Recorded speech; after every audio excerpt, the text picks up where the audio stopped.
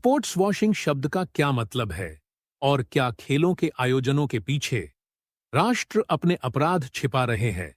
आइए इस बारे में जानें इस पॉडकास्ट में।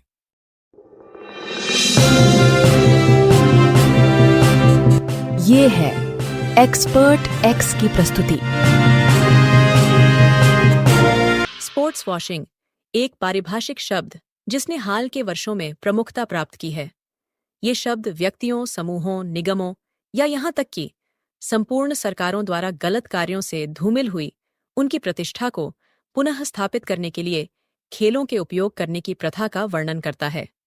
ये प्रचार का एक रूप है जो अंतर्राष्ट्रीय खेल आयोजनों की मेजबानी से लेकर खेल टीमों को प्रायोजित करने या फिर यहाँ तक कि खेलों में प्रत्यक्ष भागीदारी तक विभिन्न रूप ले सकता है। इस पारिभाषिक शब्द को अक्सर मानवाधिकार उल्लंघनों और भ्रष्टाचार घोटालों से ध्यान हटाने के प्रयासों से जोड़ा गया है।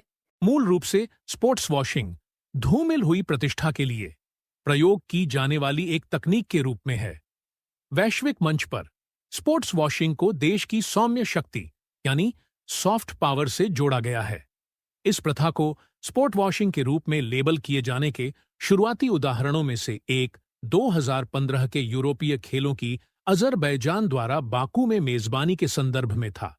लेकिन ये किसी एक देश या क्षेत्र तक सीमित नहीं है, बल्कि ये तथ्य सीमाओं और विचारधाराओं से परे है। स्पोर्ट्स वॉशिंग की पहुंच और महंगाई का एक पूर्ण रूप से उदाहरण सऊदी अरब है। मार्च 2021 में मानवाधिकार संगठन ग्रांट लिबर्टी यानी human rights organisation Grant Liberty ने बताया कि सऊदी अरब ने कथित तौर पर स्पोर्ट्स वॉशिंग गतिविधियों पर आश्चर्यजनक रूप से $150 करोड़ खर्च किए थे।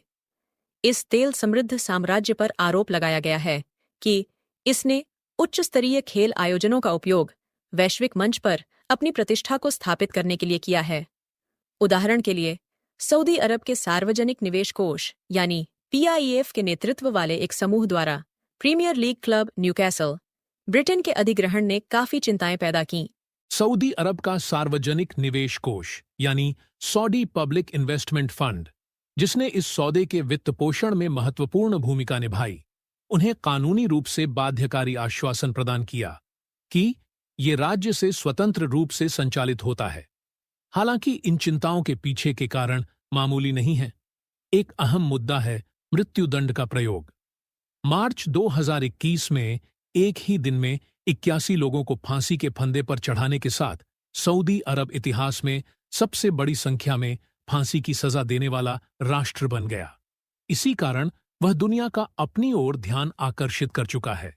ये मौत कई घृणित अपराधों के लिए दी गई थीं, जिसमें आतंकवाद, अपहरण और दुष्कर्म जैसे अपराध शामिल थे।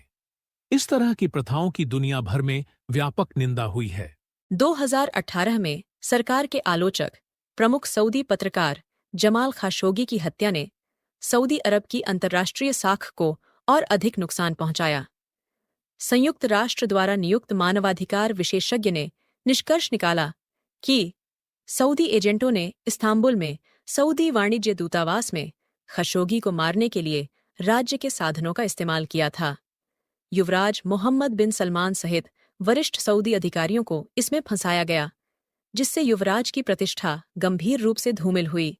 इसके अतिरिक्त महिला अधिकार कार्यकर्ताओं को कारावास, बुद्धिजीवियों, मौलवियों और सुधारवादियों पर कड़ी कार्रवाई और यमन में चल रहे मानवीय संकट ने सऊदी अरब की छवि पर बुरा प्रभाव डाला है। ये हमें एक महत्वपूर्ण प्रश्न पर लाकर खड़ा करता है कि क्या स्पोर्ट्स वॉशिंग प्रभावी है? क्या ये वास्तव में किसी राष्ट्र की प्रतिष्ठा पर लगे दागों को मिटा सकता है, जबकि वह संदिग्ध प्रथाओं में संलग्न रहता है? क्या सऊदी अरब जैसे पर्याप्त संसाधनों वाले देशों को खेलों के बजाय मानवीय पीड़ाओं को कम करने वाले वित्त पोषण स्रोतों को प्राथमिकता नहीं देनी चाहिए? ये एक नैतिक दुविधा है जिसका सामना खेल जगत कर रहा है। यद्यपि खेलों की स्थिरता के लिए वित्त पोषण आवश्यक है, किंतु इसे वित्त पोषण स्रोतों की सच्चाई को परखने की चुनौती का भी सामना करना पड़ता है। संदिग्ध स्रोतों से नाता तोड़ लेने से संभावित रूप से खेलों को ही नुकसान हो सकता है। हालांकि सऊदी अरब के मामले में, जो कि एक अपार धन संपदा वाला देश है, वहां पर संसाधनों का उपयोग कैसे किया जाता है, इस पर विचार करना एक नैतिक अनिवार्यता है। दुनिया ये सब देख रही है और यही सवाल लंबे समय से बना हुआ है कि क्या स्पोर्ट्स वॉशिंग वास्तव में किसी देश की प्रतिष्ठा को स्थापित कर सकता है या ये केवल उसके दुष्ट कृत्यों पर एक तीव्र रोशनी डालता है? इसका उत्तर खेलों में तथा नैतिकता, जवाबदेही और वैश्विक विवेक के व्यापक क्षेत्र में निहित है। तो ये था एक्सपर्ट एक्स का एक और संस्करण। ऐसे अन्य विषयों के लिए हमसे आगे भी जुड़े रहिए। धन्यवाद।